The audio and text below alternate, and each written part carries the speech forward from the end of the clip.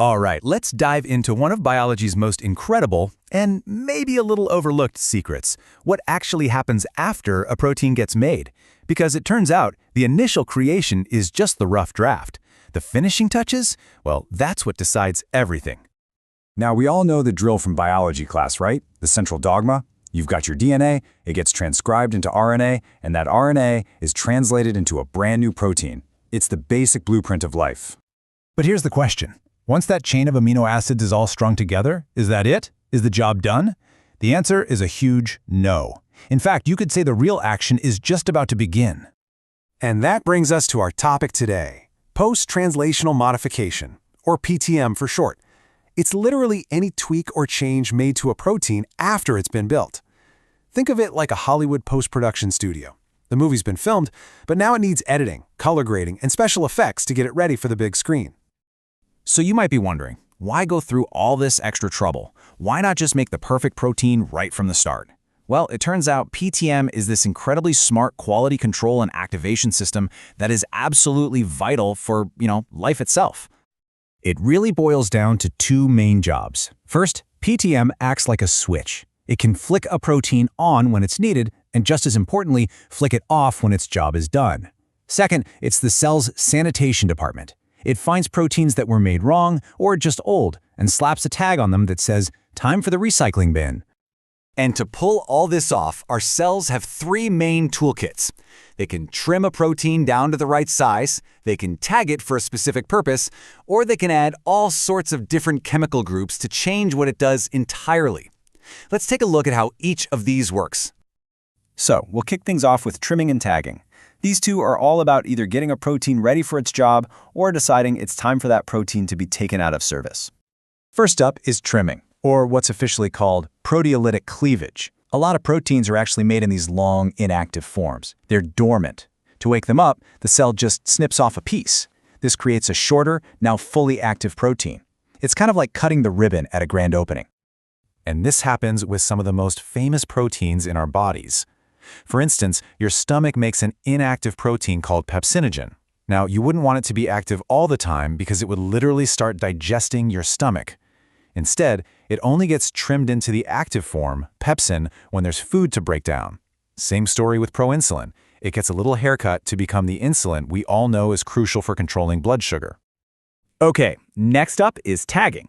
And the most famous tag is a little protein called ubiquitin. The process of sticking it onto another protein is called, you guessed it, ubiquitination, and it is basically the cell's way of putting a "to be demolished" sign on a protein. It's the molecular kiss of death.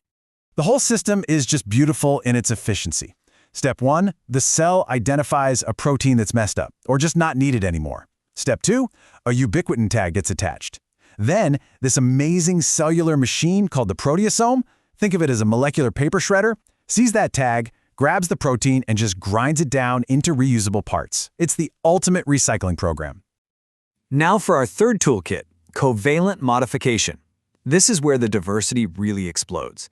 It's all about attaching different small chemical groups onto proteins, and these little additions can radically change their behavior. Let's get into some of the heavy hitters.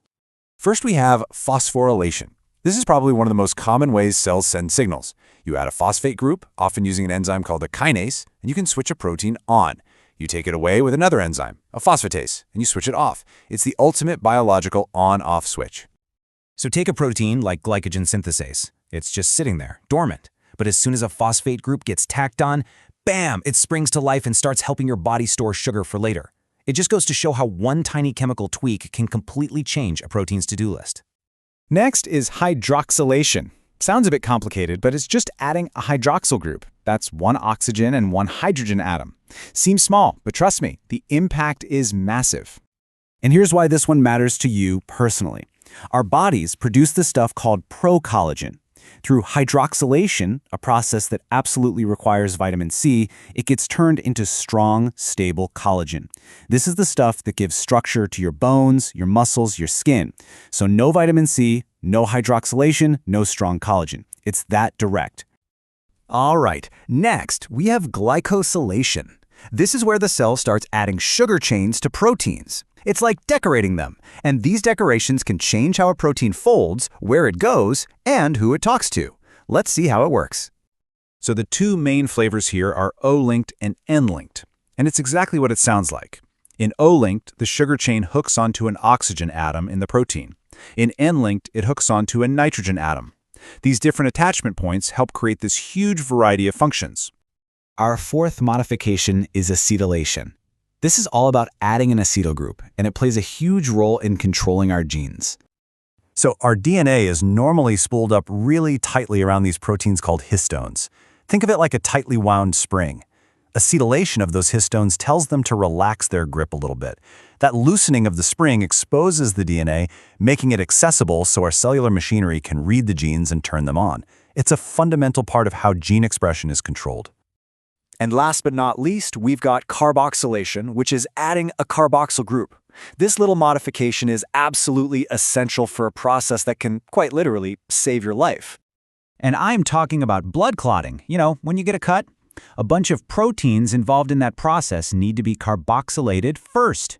This step, which relies on vitamin K, allows them to grab onto calcium. And that binding action is one of the critical triggers in the whole chain reaction that forms a clot to stop the bleeding. So as we zoom out here, it becomes pretty clear that just building the protein is only half the job. The real artistry, the real fine-tuned control, happens afterwards with all these amazing finishing touches. At the end of the day, post-translational modification is the system that takes a generic protein chain and sculpts it into a highly specific functional tool, or decides it's time to take it to the recycling bin. It's what determines a protein's true function and its ultimate fate. It really makes you think, doesn't it? From a simple SNP to adding a tiny chemical group, our cells are constantly making these incredibly precise adjustments. It kind of leaves you with this one big thought. What other invisible processes, these tiny ballets of biochemistry, are going on inside us right now, perfecting our biology every single second?